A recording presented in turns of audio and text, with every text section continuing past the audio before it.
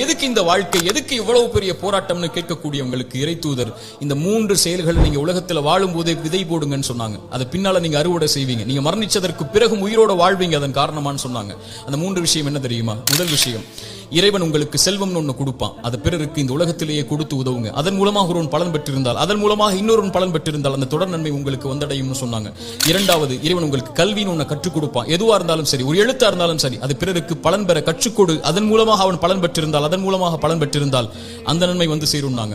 மூன்றாவது, இறைவன் உங்களுக்கு குழந்தை ஒன்று கொடுப்பான். கணவன் மனைவி நோக்கமே அதுதான். அந்த குழந்தையை நல்ல முறையில் வளர்த்தெடுத்து அந்த குழந்தை உங்களுக்காக பிரார்த்தனை செய்யும் அளவிற்கு நீங்கள் வளர்த்திருந்தால் அந்த குழந்தை செய்யக்கூடிய பிரார்த்தனைன்னு சொன்னாங்க. அப்படி நல்ல குழந்தைகளை இந்த பூமியில் இருந்து மரணிப்பதற்கு முன்னதாக வளர்த்தெடுப்பதுன்னு சொன்னாங்க. இந்த 3 விஷயத்தை யார் இந்த பூமியில் மரணிப்பதற்கு முன்னதாகவே உலகத்தில் விதை போடுவாரோ அவர் மரணித்ததற்கு பிறகும் அதை அறுவடை செய்து கொண்டு இந்த உலகத்தில் உயிர் வாழ்ந்து கொண்டே இருப்பார், இந்த உலகம் அழியும் வரை.